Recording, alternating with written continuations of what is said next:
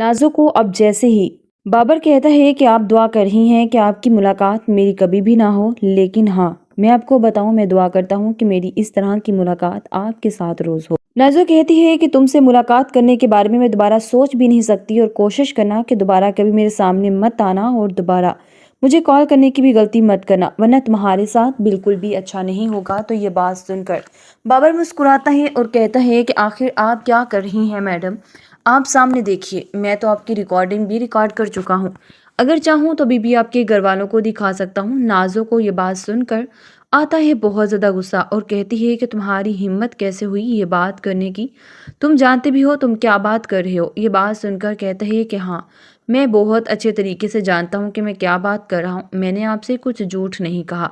लेकिन आपको मैं एक और बात बताना चाहता हूँ, अगर आपको ये लगता है कि आप मुझसे अब बच जाएंगी तो ये आपकी बहुत बड़ी गलतफहमी है मैडम जी, अब आपके मुझसे बचना नामुमकिन है। ये बातें अब काफ़ी ज़्यादा परेशान कर देती है नाज़ो को। अब रेस्टोरेंट में बैठी हुई चलाती है और कहती है कि तुम्हारी हिम्मत कैसे हुई बाबर मेरे साथ इतनी घटिया हरकत करने की, तुम जानते नहीं हो कि मैं कौन हूँ। बाबर ये बात सुनकर कहते हैं कि मैडम जी, मैं जान चुका हूँ कि आप कौन हैं और कौन नहीं। यहाँ पर वो सबके सामने चलाकर कहते हैं आप वो हैं जो कि अपने ही भाइयों की दुश्मन है। ये बात सुनकर उसे आता है बहुत गुस्सा और कहती है कि आखिर तुम होते कौन हो ये बात करने वाली, तुम्हारी हिम्मत कैसे हुई मेरे बारे में ऐसी बात करने की, तुम जानते भी नहीं हो कि मैं तुम्हारे साथ क्या करूंगी, तुम्हें पुलिस के हवाले कर दूंगी, पुलिस को मैं कॉल ऑलरेडी कर चुकी हूँ। ये बात सुनकर बाबर कहते हैं ओहो, मैं तो डर ही गया मैडम जी आपकी बातों से। यहाँ पर अब बाबर को पुलिस के हवाले वो करने की धमकी देती है। तो बाबर अब कहता है कि मैडम जी आप बहुत बड़ी गलती करेंगी, आप नहीं जानती कि मैं आपके घर में आकर क्या कुछ कर सकता हूँ। जबकि दूसरी तरफ अब जैसे ही रोहान घर आता है तो बहुत ज़्यादा इसहाक को शर्मिंदगी भी होती है। जहाँ पर अब जैसे ही रोहान कहते हैं कि अंकल क्या मेरी बहन का वलीमा नहीं हुआ, तो मेरी बहन ने कोई आपके घर में आकर तमाशा किया या फिर कोई भी ऐसा सीन क्रिएट किया, मेरी बहन चुपचाप आपके घर में आई जब जब उसे उसका शोहर लेने के लिए गया। मुझे नहीं लगता कि आपको मेरी बहन की तरफ से किसी भी तरह की कोई शिकायत होगी। यकीनन मैं 100% गारंटी देकर कह सकता हूँ कि यहाँ पर नाज़ो ने मेरी बहन को बातें भी सुनाई होगी, लेकिन उसने घर जाकर इस तरह की कोई बात भी नहीं। और नाज़ो मेरे घर जाकर मेरी बीमार माँ के सामने फिर से तलाक का मुतालबा करने लगी। आखिर ये चाहती क्या है? आप एक दफ़ा उससे बैठकर पूछ ही लीजिए, उससे समझा दीजिए कि आखिर वो क्या चाहती है, मैं वो फैसला करूँगा। अंकल आप जो चाहेंगे वैसा ही होगा। ये बातें सुनकर इसहाक अपनी आंखें बंद करके सर दहबड़ता है और कहता है कि इस नाज़ो ने जो कुछ भी किया वो बहुत गलत किया। यहाँ पर अब कहता है कि रोहान बेटा अब सब ठीक होगा, मैं तुमसे वादा करता हूँ अब सब ठीक हो जाएगा।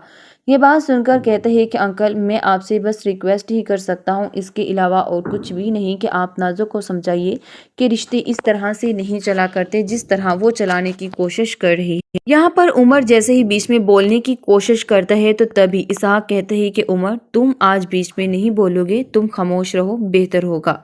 ये बात सुनकर कहते हैं लेकिन अब्बा जी आप कैसी बातें कर रहे हैं, मेरा बोलना बीच में क्यों ज़रूरी नहीं है, क्या मैं उसका भाई नहीं हूँ। ये बात सुनकर कहते हैं कि बिल्कुल तुम उसके भाई हो, लेकिन एक बात याद रखना, मैं नहीं चाहता कि ऐसा कभी भी हो कि तुम जो कुछ भी कर रहे हो वो कभी भी इस तरह तुम अपने भाई के सामने बोलो, वो तुम्हारे भाई की तरह है। ये बात सुनकर कहते हैं कि हाँ मैं जानता हूँ ये बात बहुत अच्छे तरीके से, लेकिन मैं आपको एक और बात बताना चाहता हूँ कि आप ये जो कुछ भी कर रहे हैं ये बिल्कुल भी ठीक नहीं कर रहे। मैं नाज़ो के बारे में कोई ऐसी बात कैसे कर सकता है, आप जानते हैं कि मैं नाज़ो से कितनी मोहब्बत करता हूँ। इसहाक कहता है कि हाँ मैं जानता हूँ, लेकिन जो कुछ नाज़ो ने किया उसने हमारी मोहब्बत का नाजायज़ फ़ायदा उठाया, और मैं ऐसा बिल्कुल भी नहीं चाहता कि नाज़ो इतना बिगड़ जाए कि दूसरे उससे बर्दाश्त भी ना कर सके। यहाँ पर अब जैसे ही रोहान उठने लगता है तो कहता है कि अंकल मुझे पूरा यकीन है कि आप जो भी फैसला करेंगे बहुत सोच समझ कर करेंगे और नाज़ो को इस दफ़ा समझा कर ही हमारे घर भेजेंगे। ये बात सुनकर अकबर को तो गुस्सा बहुत ज़्यादा आता है, लेकिन वो कभी भी इस बारे में बात अब नहीं कर सकता था। उसके बाप ने उसे साफ साफ मना जो कर दिया था। जबकि दूसरी तरफ अब जैसे ही रोहान घर आता है तो ज़ैनब अब पूछती है कि आखिर बेटा तुम्हारी बीवी घर में क्यों नहीं आई, मैंने तुम्हें कहा था कि अपने साथ उसे लेकर आना। ये बात सुनकर कहता है कि अम्मी आप फिक्र क्यों कर रही हैं, آپ کو فکر کرنے کی بالکل بھی ضرورت نہیں، میں ہوں نا آپ کے ساتھ، کیا میں آپ کے لیے کافی نہیں ہوں؟ یہ بات سن کر کہتی ہے کہ رونق گھر کی بیٹیوں سے ہی ہوا کرتی ہے اور یہ بات تم جانتے